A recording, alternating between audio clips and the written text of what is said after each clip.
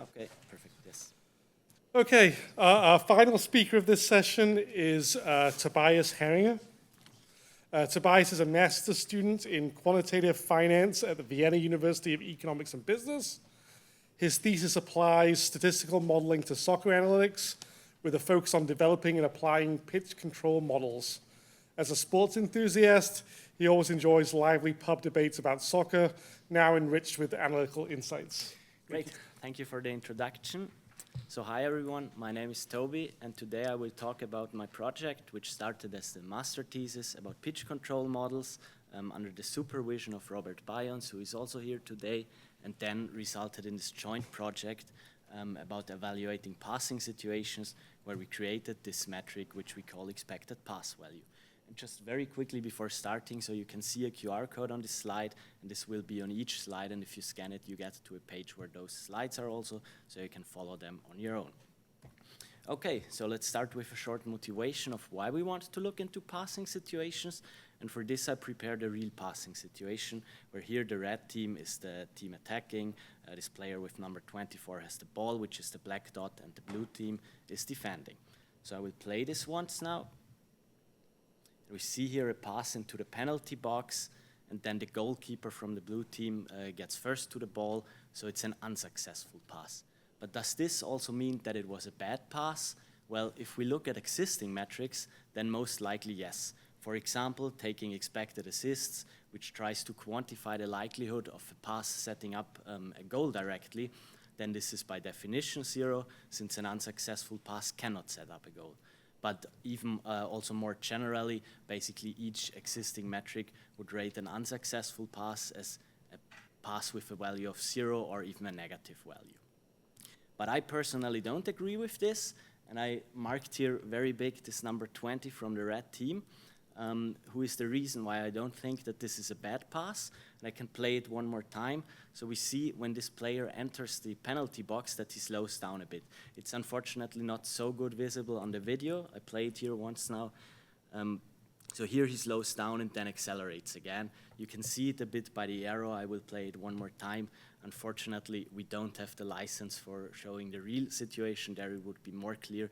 But without this slowing down of this player, he could have reached the ball, and then suddenly the exact same pass would have set up a big chance and then be statistically a great pass. And this is basically the motivation of this work. So we want to value passes less outcome dependent. And with this outcome dependent, we mean beyond the influence of the passer. And more than that, we also generally want to gain deeper insights into everything around passing situations. And the framework that we use for this consists of two models: a pitch control model, which quantifies the likelihood of controlling some location, and a pitch value model, which assigns a value of having possession at some location. And then we combine those two models to obtain this expected pass value, which we can assign to any hypothetical location. And with this, the insights that we can get is, first of all, to value real passes less outcome dependent, but beyond that, also quantify the decision making of the passer, analyze how well defenders are positioned, and support situational video analysis. But I will get back to all of that later in the results in more detail. So the data that we use for this project is provided by Gradient Sports, and it's the publicly available 2022 World Cup dataset, which consists of event and tracking data for all of the World Cup games. And event data are simply events like passes, shots, dribbles, and which player takes the action and at which time, while tracking data are the positions, so the X and Y coordinates of all the players and the ball, given in a high frequency, in our case 30 times per second, so basically at each moment of the game. Okay, so what do those tracking data capture exactly? Well, first of all, obviously where the players are positioned, directly given by those coordinates, but then also where the players are running to. And this is not directly given in the data, but since we have the position in such a high frequency and the velocity is then the derivative of position, we can approximate it from those data by using center differences on the position. Okay, so with this we can get to the theoretical framework of this XPV.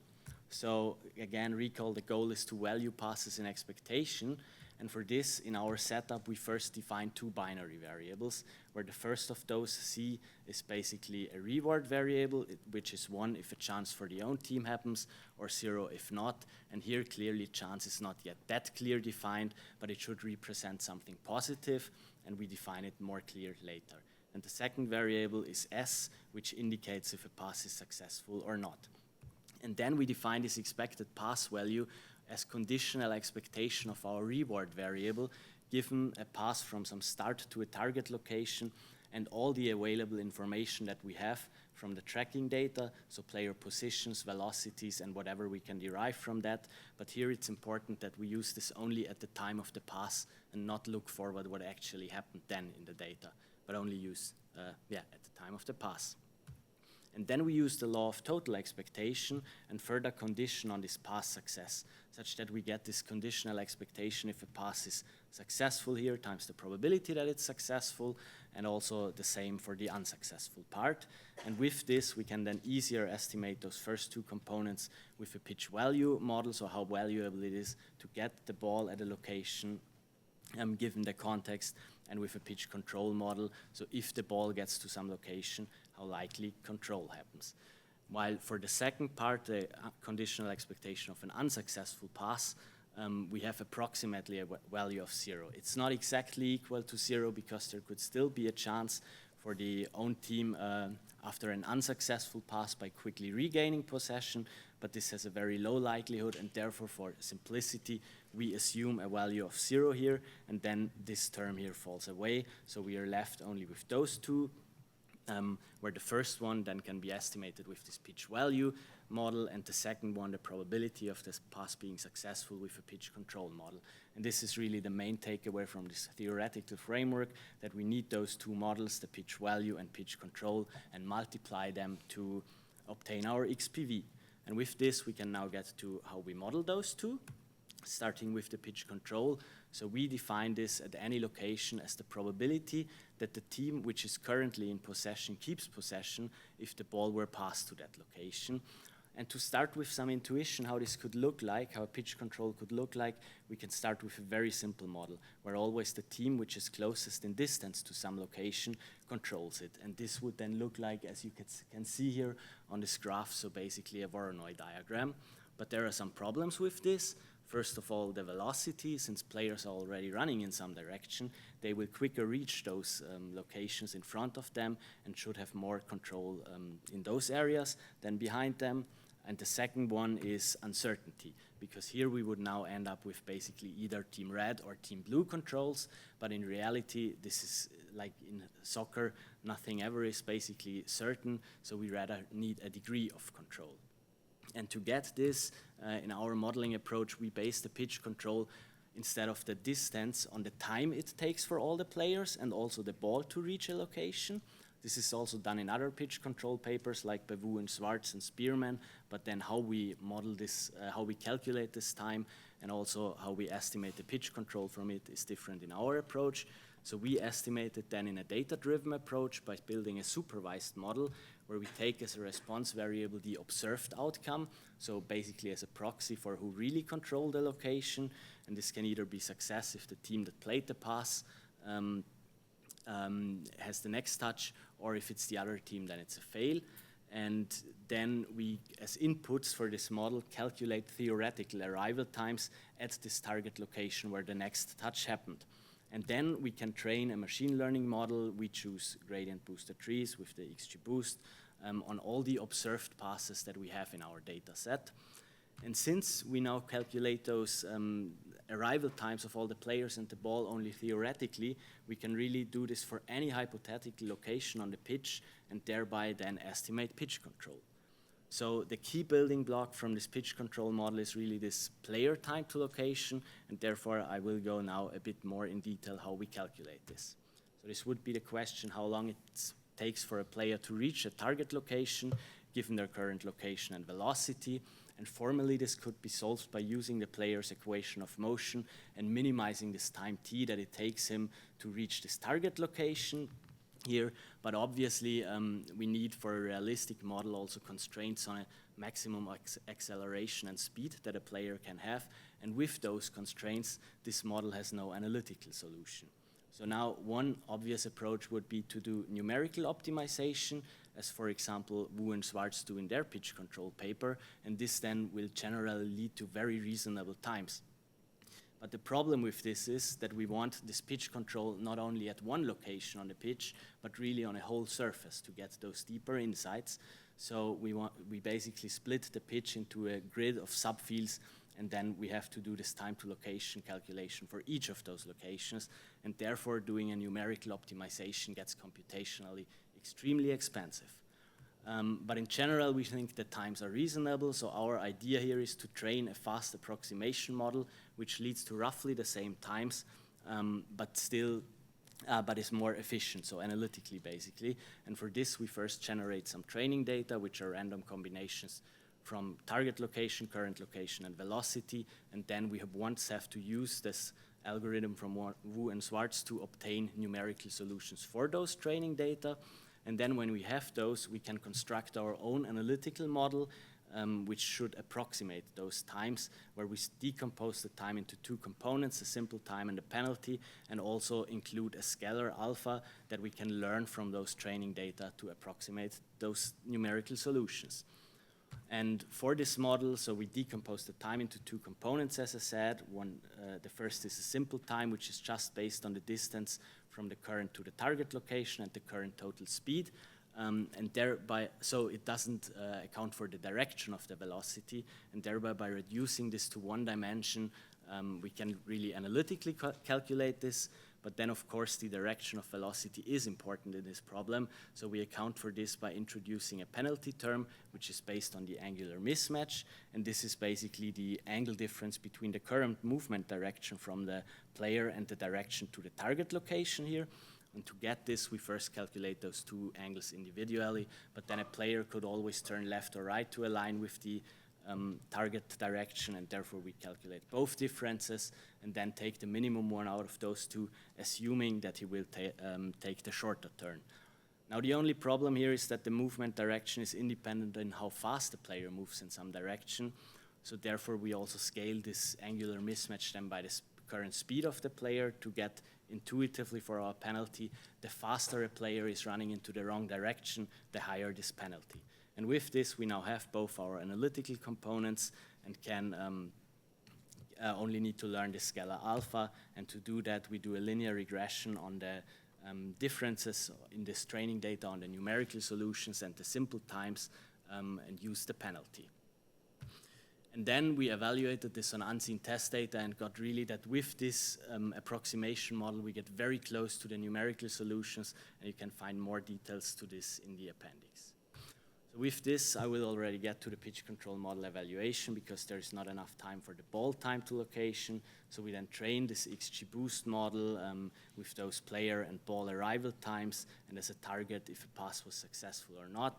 And we have a bit above 60,000 passes in our test set. And to get an out-of-sample estimate for all of those, we did a cross-fitting, and I will only show the model calibration here. So we basically split the predictions from lowest to highest predictions in 20 groups, and then always checked the mean predicted and observed probability. And we can really see that this is everywhere here on this line, so basically on average right and very well calibrated. But again, here also a more detailed evaluation with baseline models and other metrics is in the appendix.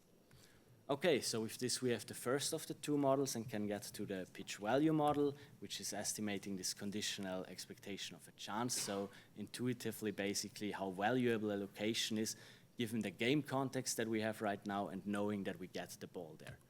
And for this, we now need to define clearer what a chance even is.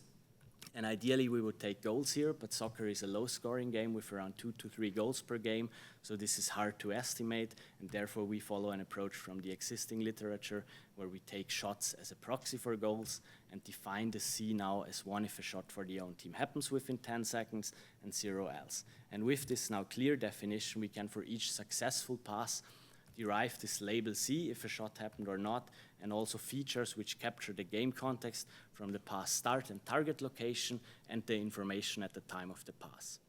And then we again train a supervised learning model with XGBoost.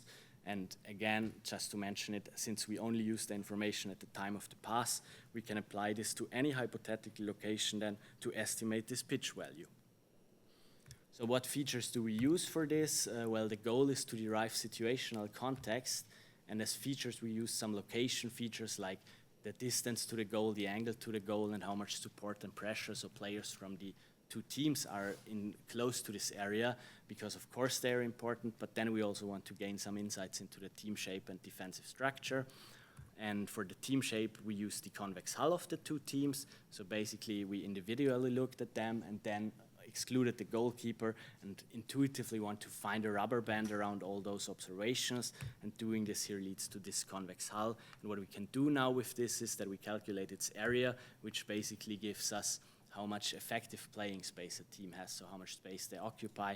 And for further context, we also calculated the perimeter and added it to the features, and then obviously did the same for the defensive team. But for them, we also wanted some more insights. So we used the fact that in soccer, teams usually defend in 3 lines. And to identify those 3 lines, we did a k-means clustering with K3 on the defender's x coordinate, so the distance to the goal line. So basically, mathematically, this means we partition those observations into 3 groups, such that the within cluster sum of square is minimized. And doing this, in this case, leads to those 3 clusters, where we then assign always the closest to the goal line as defensive, then the next is midfield and forward. And the features that we take from this now are the formation, so how many players are in each cluster, the height, so their center, so how high those lines are, and the compactness, which is the standard deviation within the line. So if they're all more or less on one line, has the midfield here, or a bit spread out as the defensive. Okay, and with this we can also get to this model evaluation here. So we again used an XGBoost with those game context features, and this target if a shot happened or not. And since we only used successful passes, we have a few less samples now. And here we can see in the model calibration that is not perfectly on this line, so it's not as good calibrated as the pitch control model, but still very decent. And again, a more detailed evaluation is in the appendix.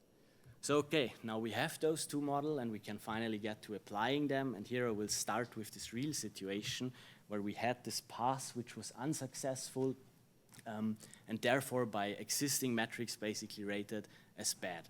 And we were not happy with that. So how does this look now with our model? Starting with the pitch control, here the black X represents the area where the pass ended, and then the more red an area, the more control for the team that played the pass. And we can still see that this is still more red at the target location, and I also wrote it here with 65%. So our model estimated a 65% likelihood of this pass being successful. And the interesting thing is here that this is, although, for example, this player is not the closest to this location, or no player from the red team, but they are, since this velocity, since he's already running into this direction, there is still more control for his team. Then the second model is the pitch value model, so how valuable a location is. And here we intuitively get the closer to goal, and the better the angle to goal, the higher the value as well. And since our target location is in such a high value area, we have a very high value here as well. And then we combine the 2 models to get this XPV. And here we got, for this pass, for the real pass, an XPV of 0.4, which is in this metric pretty high. It's way above the average pass. So the takeaway from this is that our model really rated this pass as very good, although it was unsuccessful. And I also marked here for reference the best pass on this whole grid here with this green cross, and this had, just for context, a value of around 0.6, since it had a bit more pitch control, so it was even more clear if one would pass here that this is successful and had roughly the same pitch value. But of course, this is only one example now where this works well, and we get this valuable pass here. So we also wanted to look in more general results, so how well we can predict future passing performance with our metric. And for this, we assigned this XPV to all passes of this World Cup, and then aggregated it per player and game. And we did the same for expected assists, and then looked at the correlation always of the previous game with the current game on the player level. And there we got on the diagonal basically that our metric is a lot more stable than expected assists. But obviously now this is in itself not yet a good result, because we could also take a very simple statistic like number of passes and probably have a high autocorrelation. But then on the off diagonal, we really see that we also have a higher correlation with future expected assists and assists than those metrics. And this now really shows that this XPV is a stronger predictor, or it suggested that it is a stronger predictor of future passing performance than existing metrics. But then I also said we don't only want to value real passes, and all of that was now still valuing real passes. So we also look into the decision making, where we can use this surface to quantify the decision making by setting the real pass into relation with other hypothetical passes. And to evaluate this now, we could, for example, take a look at the pass loss, where we look at the XPV of this best hypothetical pass on the whole grid, minus the XPV of the real pass, or if we want it in terms of percent, how close we get to this best pass, we can see it as fraction of the real over the best pass. Just one thing here to be careful about is if this best pass is possible, because in this situation it's very much possible to pass to this area, but in another situation it might be very far away in distance, or the player is currently running in a different direction to this best location. And therefore, to deal with this, we could constrain the pass set by setting such constraints as a maximum distance and angle within the player can pass, and then choose this best hypothetical pass from this constraint subset. But we have not yet finally decided how to do this. We are still thinking about this, so also open to suggestions here and to discuss them.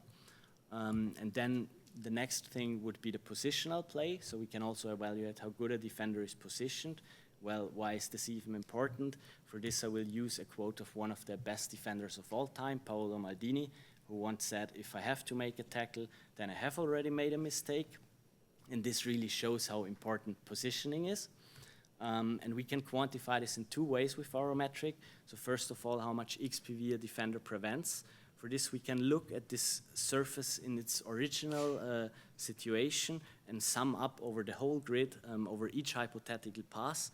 And then we take a defender out, for example, here number 5, and look how this surface changes. And then we already see visually it gets a bit more, and this will by definition always increase, but the question is by how much. And for example, if one prevents a lot, then this means he's always positioned in very valuable areas, while if he doesn't prevent a lot as a defender, he might be anyway in areas which are also without him controlled by his own team. And the second way to look at this would be how this surface changes if we do not take him out, but if he would be positioned differently. And we will again look at this number 5 here, and now obviously we cannot say that he could be positioned anywhere, because then the whole game flow before might have changed a lot, but what we can say is that he could be a little bit different position. And so here our idea is to sample around a short radius of the actual position of the player, and then take basically the optimal position in terms of minimizing the surface. And in this situation, this leads us to this defender being a bit to the left positioned, and we can really visually see this difference here, where before a lot of value was where it still was red, and then it's a bit lighter. So he prevents some XPV. Okay, so with this I will get to the last application, situational analysis. So we believe that those plots can also help by for coaches and analysts to visualize ideas. We are currently developing an app that I can quickly show how we imagine this. So this is now a different situation where the ball is around here, so we can see it in a plot here, and we see that there is not a lot of XPV anywhere, because there is nowhere a lot of control and value at the same time. And we see also that here in this pitch value plot, there are 3 players from the red team and 2 defenders from the blue team, and the value is pretty low here because there is so much pressure. And then a coach could now show his team, if one of the attackers dropped back a bit, then he would probably drag out one of the defenders, since he's another passing position. And then in this pitch value plot, there we see that there is less pressure from the defending team, so we have a bit more value, and this also leads then to a higher expected pass value at this area. So this could be for a coach to really visualize his ideas in video analysis. Okay, with that, I can come to a short conclusion. So we developed those 2 pitch control and pitch value models in a data-driven way, and we then combined them to obtain this expected pass value. And on its own, this showed promising results in valuing real passes, as we saw in this correlation analysis. But more than that, we designed them in a way that we can value any hypothetical pass with the XPV, and this really allows us for this more holistic analysis of passing situations, so looking at decision making and the defender positioning, or potentially even more use cases. And as a possible future work, so one thing would be to include risk, because now in our theoretical framework we only looked at positive reward with the C as 1 if a chance happens for the own team, but we could also include a -1 here if a chance for the other team happens, and then also this term of the unsuccessful pass would get more important. And the second thing is to refine those use cases, since, for example, for the decision making, there are some different approaches how one could model this, and we have now finally concluded how to do this, and also look at what other possibilities there would be with those two models. Okay, and with that, that's it from my side. Thank you very much for listening, and are there any questions?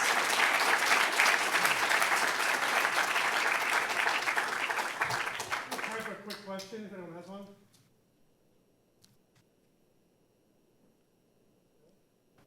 Yes. Toby, great work.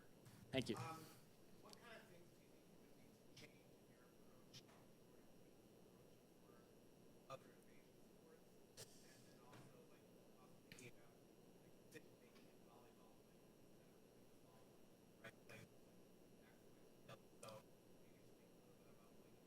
you need. I mean, for different sports, I think you could use the general framework, for example, looking at football, where you use those time to location to somehow get pitch control. But then one big thing is that in soccer, you can really pass into open spaces where the player can get to the ball way after the ball, basically. While in football, obviously, this would not be possible. So this would, for example, be, you have always, of course, to incorporate the domain knowledge. And for the second part, for the volleyball, I think it was, right? Yes. That's actually interesting. I think one could probably also look here a lot of conditional on using those tracking data, conditional on where players are positioned to really get like optimal locations. Yeah, would be very interesting to look into that. We thank all the speakers again.